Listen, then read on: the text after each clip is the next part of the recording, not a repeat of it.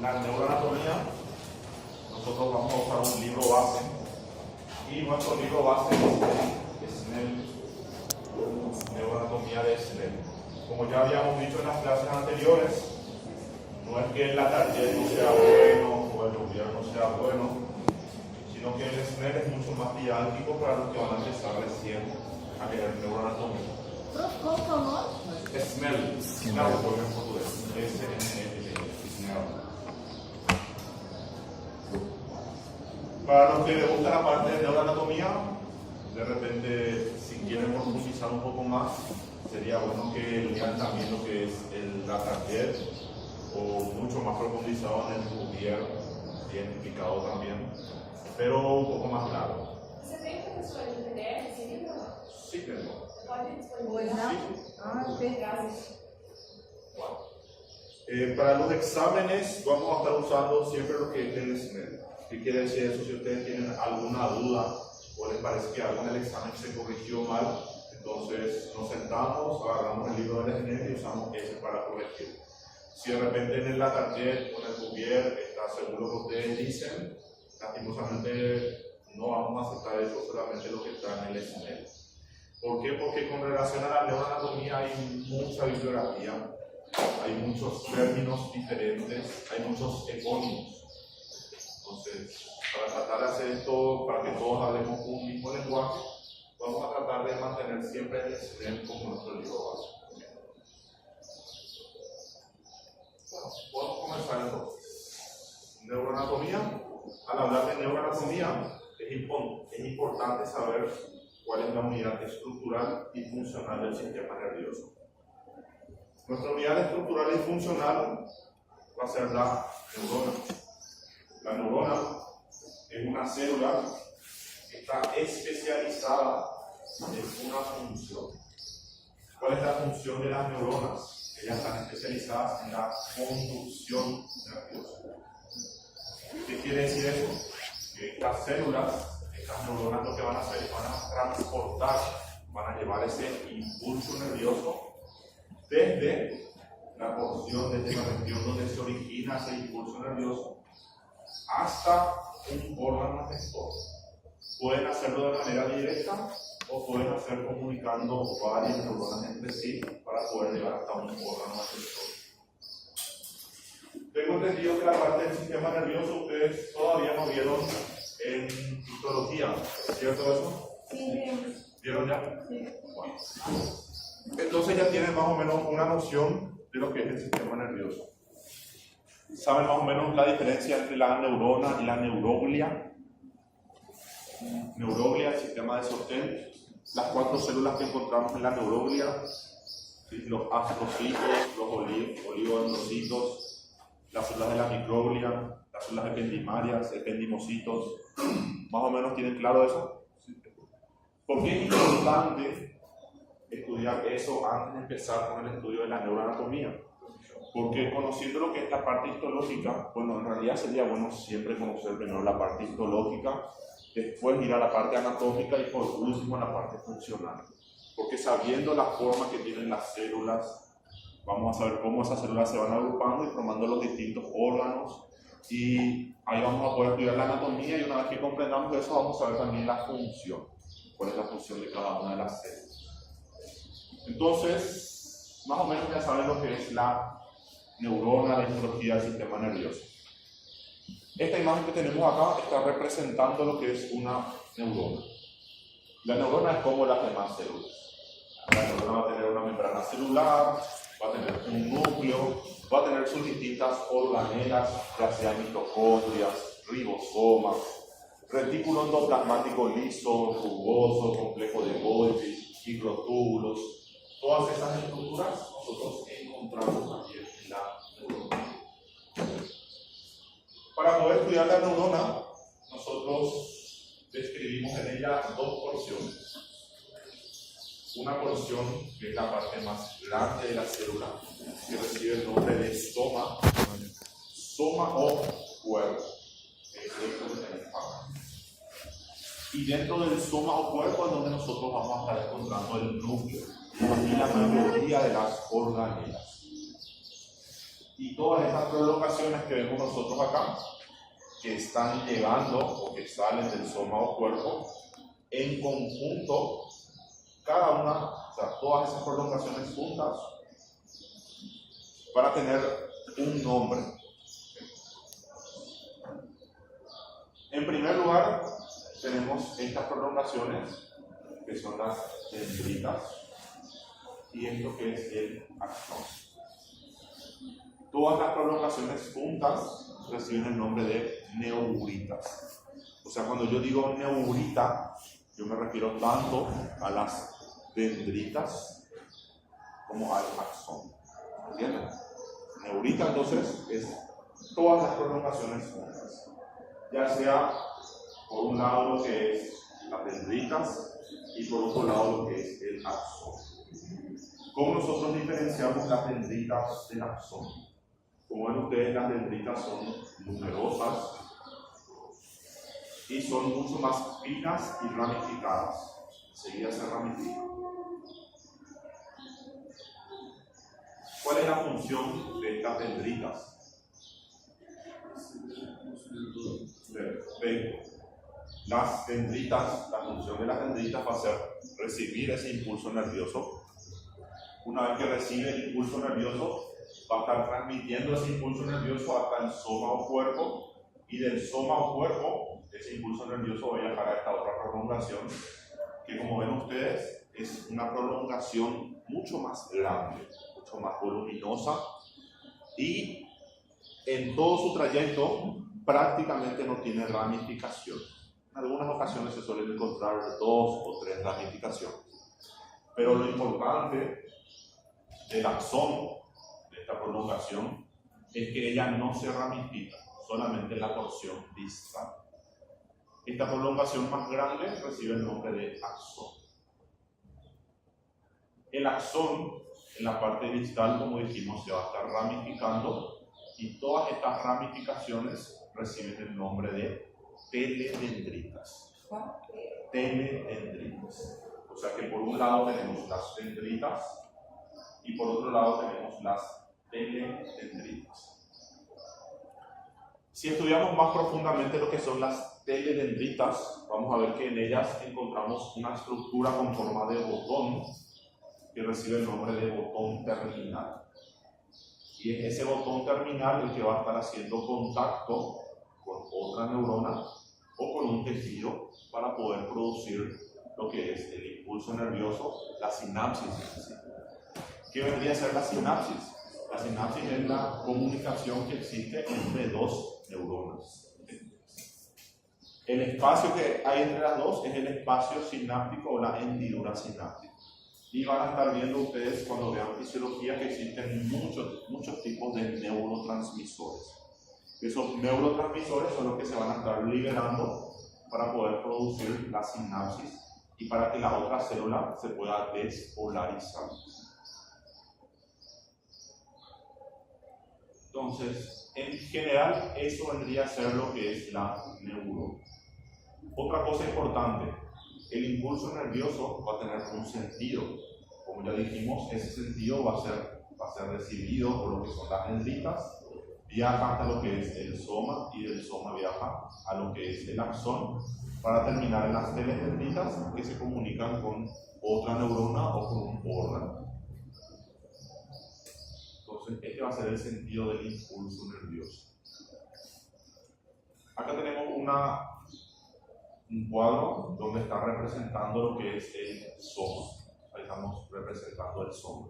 Si nosotros ampliamos acá, si hacemos un corte, vamos a tener algo más o menos así, donde podemos ver la membrana celular, y dentro de la membrana celular hay citoplasma con todas las otras células, y encontramos estas prolongaciones más cortas que se ramifican, decimos que son las dendritas, y esta otra prolongación más larga que prácticamente no se ramifica, dijimos que es el axón. Tanto la membrana citoplasmática como el citoplasma del axón se lo describe con un nombre propio. O sea que por un lado vamos a tener lo que es el citoplasma y la membrana celular Cuando decimos eso nos referimos exclusivamente a lo que es el soma o cuerpo y a cada una de las dendritas. Pero cuando nosotros decimos axolema o axoplasma, estamos hablando en primer lugar, axolema es la membrana celular del axón y el axoplasma vendría a ser el líquido intracelular, el citoplasma del axón. Entonces, está bien delimitado lo que es, por un lado, el citoplasma, el axoplasma, la membrana citoplasmática, la membrana celular y el axolema, que es la membrana. ¿Qué más podemos ver acá? Esto también es interesante y es importante que ustedes sepan. Ven cómo el axón está recubierto por estas capas que le producen un engrosamiento. Pero tenemos varias, una al lado de la otra, una detrás de las otras. Eso que tenemos ahí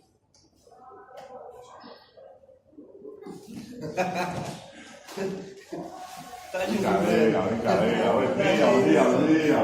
¿Qué tenemos acá? ¿Cómo? Esas son las vainas de mielina.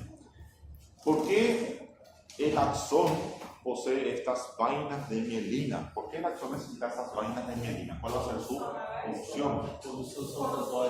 Muy bien, gracias a esto, nuestro axón va a tener un tipo de conducción que recibe el nombre de conducción saltatoria.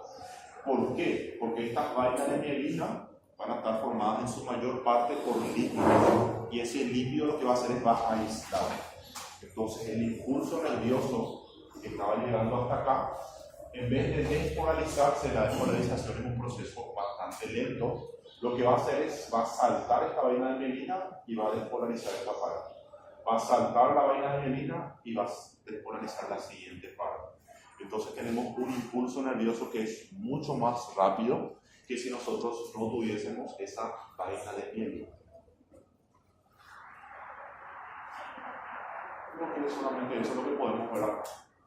Más adelante vamos a estar citando las células de sostén del sistema nervioso y ahí vamos a poder entender quiénes son los que forman estas vainas de mielina en el sistema nervioso central y también las distintas otras células que encontramos, células de sostén en el sistema nervioso central.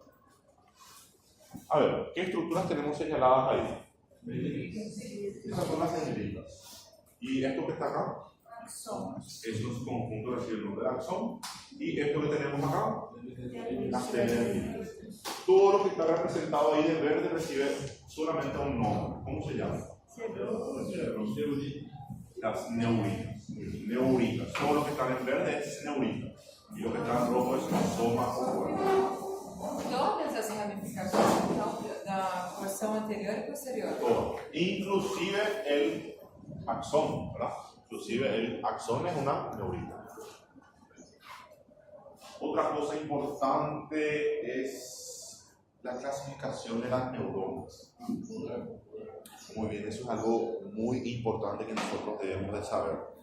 Lastimosamente acá no les traje ninguna imagen, pero podemos hacer algunos dibujos más adelante para que ustedes sepan lo que es una neurona unipolar, bipolar y multipolar. ¿Y dónde encontramos cada una de esas neuronas? ¿Por qué tenemos esas neuronas unipolares? Las pseudo-unipolares, las bipolares, las multipolares.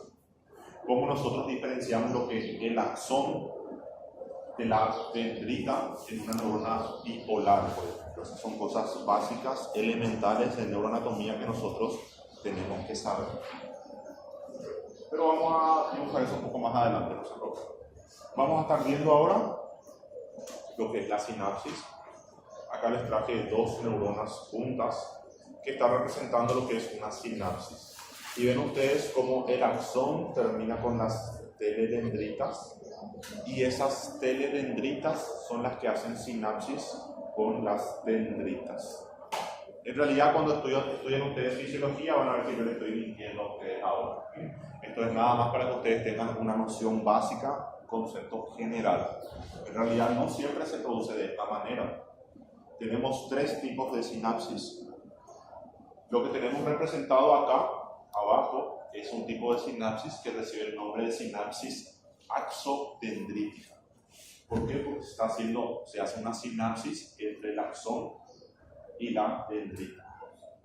Esta otra, como ven ustedes, está terminando ya en lo que es el soma.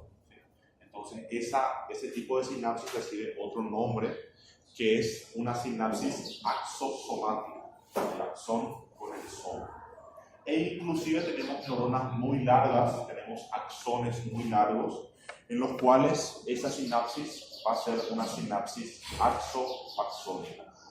El axón de una neurona con el axón de otra neurona.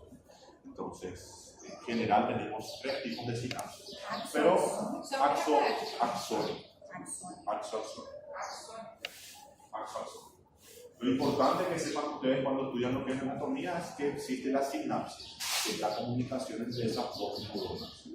Cosas básicas que tienen que saber es, por ejemplo, que el axón se va a estar comunicando con las dendritas, que son las dendritas las que van a estar recibiendo ese impulso nervioso. Y que es el axón el que va a transmitir el impulso nervioso. ¿Sí? Esos son conceptos básicos generales que tenemos que saber. Pero existen variaciones, esas 3 variaciones que mencionamos. La axodendrítica, que es la más frecuente, la axosomática, que no es tan frecuente, pero también se ve, y por último la axoaxónica, que tampoco es muy frecuente, pero que también se ve. Entonces el impulso nervioso va a tener este sentido. Eso es lo importante que sepan ustedes ahora. Dendrita, soma, axón, entonces se va para abajo y se comunica con otra neurona. Y esta neurona, posiblemente más abajo, se va a estar comunicando con un órgano efector, ya sea un músculo para producir una contracción muscular o algún otro órgano de nuestro organismo. ¿Hasta acá se consigue entender? ¿Están ubicados más o menos? Entonces creo que ahora viene la parte divertida. Acá se empieza a poner un poco divertido, ¿sí? Tengan en cuenta que hasta ahora lo que nosotros estamos viendo es solamente generalidades, solamente cosas grandes, ¿sí? Todavía no empezó lo que vendría a ser neuroanatomía en sí. Estamos hablando de, en primer lugar, la histología y ahora una división del sistema nervioso. ¿Cómo nosotros dividimos el sistema nervioso para poder estudiarlo? Muy bien, vamos a tener dos grandes clasificaciones. ¿Cuáles son esas clasificaciones? Vamos a tener una clasificación anatómica, que es la que mencionó el compañero, y vamos a tener otra clasificación, que es una clasificación funcional. Entonces, 2 grandes clasificaciones. La clasificación anatómica va a estar dividiendo el sistema nervioso en sistema nervioso central y sistema nervioso periférico. ¿Cuál es la diferencia entre el sistema nervioso central y el sistema nervioso periférico? Uno va a estar en el centro y el otro en la periferia. La diferencia es la siguiente: el sistema nervioso central son todas esas porciones del sistema nervioso que están dentro de la cavidad ósea, ya sea cráneo, ya sea columna vertebral. Entonces, dentro del sistema nervioso central, nosotros tenemos en primer lugar lo que es el cerebro, pero tengan en cuenta ustedes que dentro del cráneo no solamente hay cerebro, sino que hay algunas otras estructuras, ¿sí? Anatómicamente, entonces, lo dividimos en lo que viene a ser el sistema nervioso central, que tenemos acá. Todas estas estructuras que estamos viendo nosotros acá van a estar ubicadas dentro de estructuras óseas. Estas estructuras, por ejemplo, están dentro del cráneo, y estas estructuras que tenemos acá están dentro del canal vertebral, dentro de la columna vertebral. Y por otro lado, vamos a tener lo que es el sistema nervioso periférico. ¿Cómo va a estar formado el sistema nervioso periférico? Por 2 estructuras. Vamos a tener por un lado, como dice el compañero, los nervios, que son todas esas prolongaciones. Vamos a ver más adelante cómo van a estar formados los nervios. Y por otro lado tenemos los ganglios. ¿Recuerdan la clase magistral que dio el compañero referente al plexo solar, donde teníamos los distintos ganglios semilobulares, el mesentérico superior, los paraórticos? Entonces, todo eso forma parte de lo que es el sistema nervioso periférico. Y aparte de eso, también tenemos la gran cadena simpática, que es una cadena de ganglios que está ubicado paravertebralmente. Entonces, eso es lo que respecta al sistema nervioso periférico. ¿Vamos bien hasta ahí? Bueno, pongamos esto un poco más divertido. El sistema nervioso central se vuelve a dividir. ¿Cómo se vuelve a dividir? En dos partes. Tenemos, por un lugar, lo que es, muy bien, todo lo que está dentro del cráneo recibe el nombre de encéfalo. Tengan en cuenta que neuroanatomía parece un poco difícil, parece un poco complicado. ¿Por qué? Porque vamos a estar aprendiendo muchas palabras nuevas. ¿Sí? En realidad son muchísimas palabras nuevas. Que a diferencia de anatomía general, nosotros ya teníamos por lo menos una noción de lo que era corazón, pulmón, intestino, cosas que en la escuela, en el colegio, nosotros ya estuvimos viendo. Pero muchos no llegaron a ver esta división anatómica de lo que es el colegio.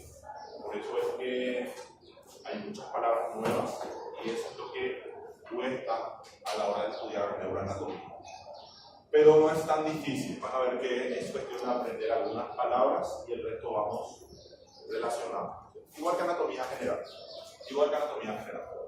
Entonces, la porción del sistema nervioso central que está dentro del cráneo recibe el nombre de encéfalo. Y la porción del sistema nervioso central que está dentro del conducto vertebral recibe el nombre de médula espinal. ¿Se entiende eso? Médula espinal. Médula, sí. Esto que está acá es la médula espinal. ¿Por qué? Porque esto está dentro de la columna vertebral. Y todo esto que está acá recibe el nombre de encéfalo. ¿Por qué? Porque todo esto que está acá está dentro del cráneo. ¿Se entiende hasta ahí? Sí. Entonces, vamos a poner esto un poco más divertido nuevamente.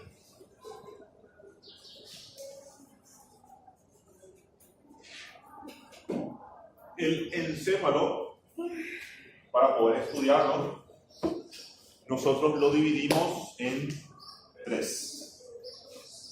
Entonces, dentro del encéfalo tenemos tres estructuras. Y acá vienen más tres palabras nuevas. En primer lugar, tenemos lo que es el prosencéfalo. Prosencéfalo. ¿Qué estructuras van a estar formando parte del prosencéfalo? El prosencéfalo está formado por el cerebro. El cerebro está formado por dos hemisferios, que son los hemisferios cerebrales. Pero ahora que es nuestra primera clase, vamos a dejar como prosencéfalo, cerebro. Fácil. La segunda parte del encéfalo recibe el nombre de mesencéfalo. Mesencéfalo. ¿Cómo va a estar formado el mesencéfalo? El mesencéfalo va a estar formado por esta estructura que tenemos acá.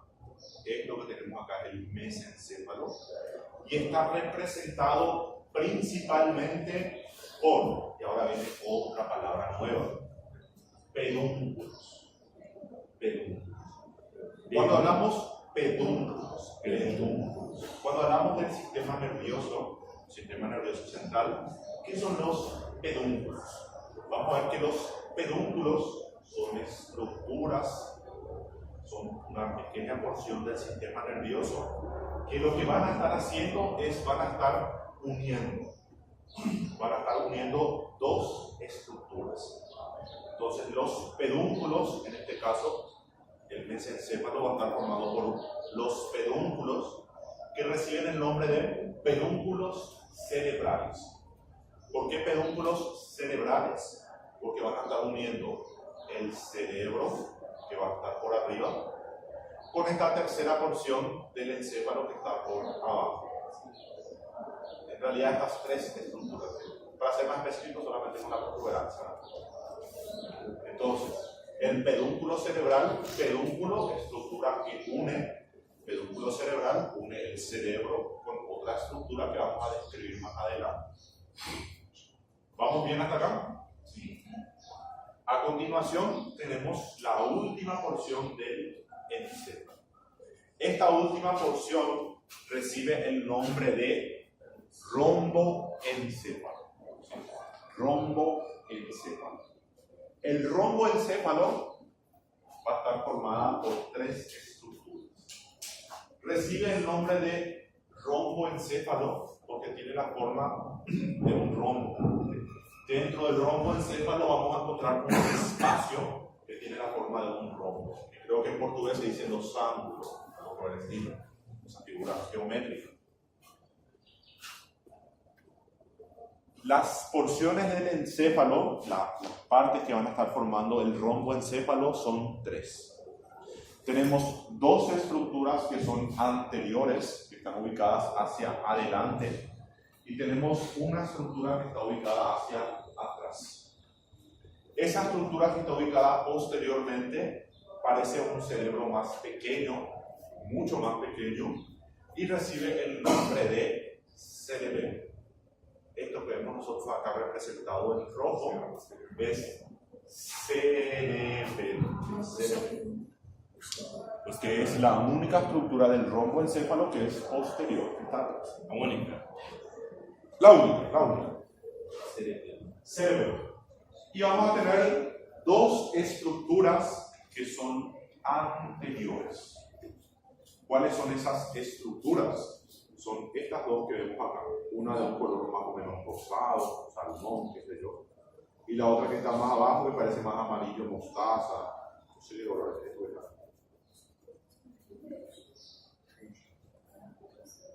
¿Qué nombre reciben? Esta estructura que tenemos acá arriba, esa estructura recibe el nombre de protuberancia.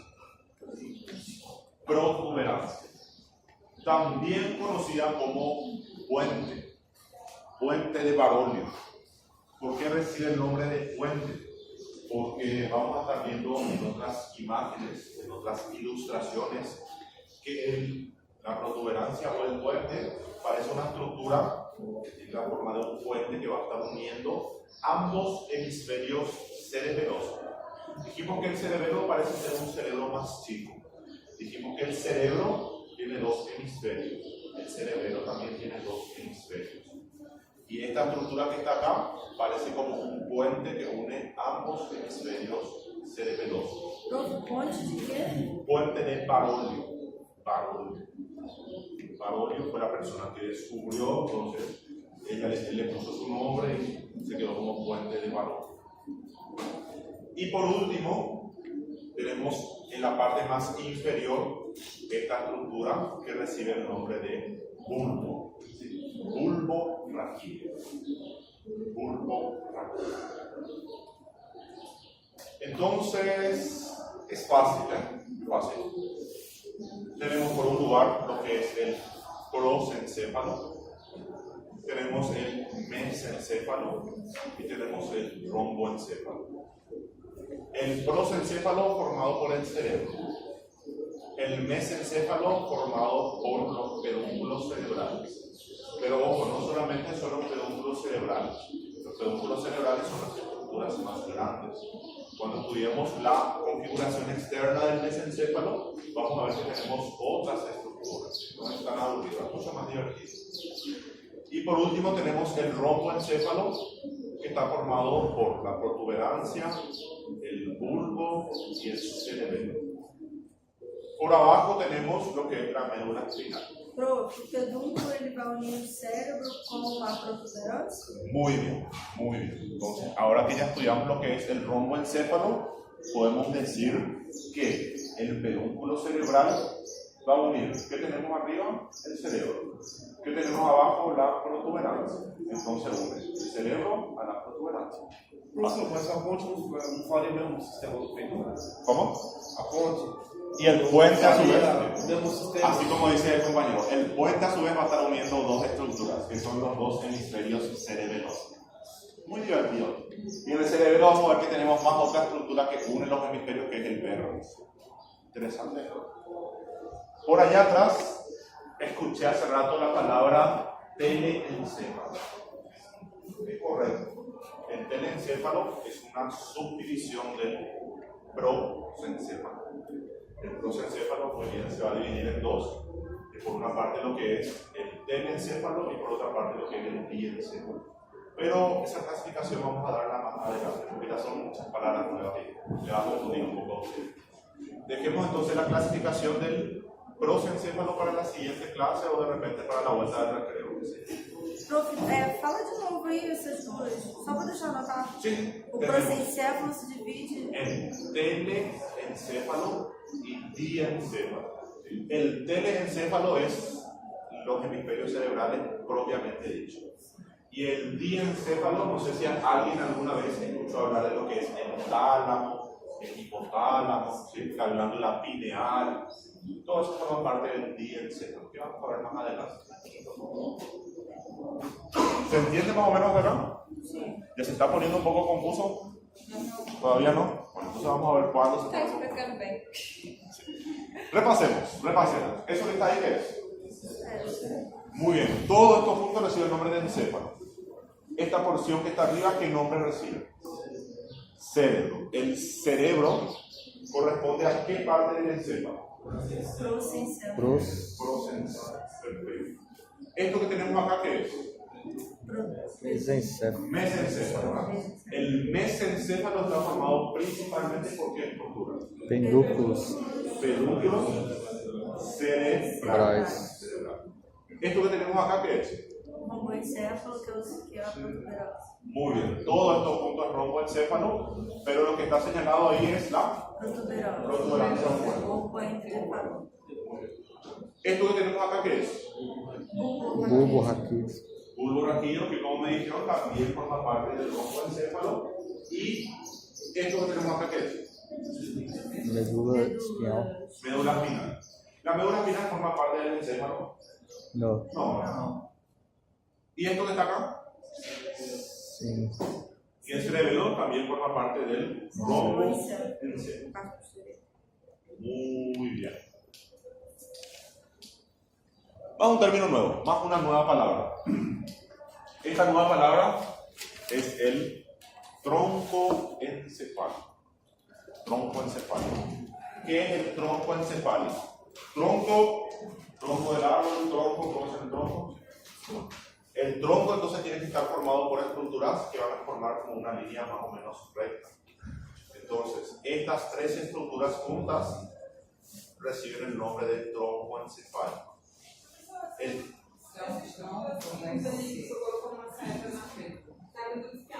Médula espinal. Troncoencefálico, ¿sí? Troncoencefálico. ¿Cómo? A estrutura 2 y 3 Sí. são divididas em 3, certo? Estas tres estructuras forman parte del troncoencefálico. Como dice la compañera, tanto el mesencéfalo como el romboencéfalo forman parte del troncoencefálico. El mesencéfalo completo forma una parte de lo que es el troncoencefálico. ¿Y qué parte del romboencéfalo forman parte del troncoencefálico? Solamente dos estructuras. Como dice el compañero acá, la protuberancia y el bulbo. Tronco encefálico, ¿por qué? Porque parece un tronco que va a estar uniendo la médula espinal con el cerebro. Tronco encefálico. ¿Por qué es importante tener bien claro esa palabra tronco encefálico? Vamos a estar viendo también más adelante que tenemos pares craneales. ¿Qué son pares craneales? Son nervios. Son nervios pares que salen del cráneo. En total, ¿cuántos pares craneales tenemos? 12, ¿verdad? Entonces vamos a tener que estudiar también esos 12 pares craneales. Y el origen real, donde se está originando así exactamente esos nervios, nosotros encontramos la mayoría de ellos en el tronco encefálico. Entonces, ven ustedes cómo en neuroanatomía tenemos muchas palabras nuevas. Y eso es lo que generalmente confunde un poco. Otra recomendación que les voy a dar a ustedes, traten de ahora cuando lleguen a sus casas, después de un día livianito con neuroanatomía y histología, traten de darle una leída a la parte de neuro. Porque si no le siguen el ritmo, para la siguiente clase van a estar perdidos. Ya vamos a dar una clase nueva y repasar 2 clases seguidas de neuroanatomía es un poco complicado. Les va a marear mucho, ¿sí? Porque son muchas palabras nuevas. Acá tenemos la otra clasificación del sistema nervioso, anatómicamente hablando, que está representando lo que es los nervios. Todos estos nervios van a estar formando parte del sistema nervioso periférico. ¿Junto con quién? Junto con estos ganglios. Acá, por ejemplo, representa lo que es un ganglio de la cadena simpática. ¿Se entiende hasta ahí?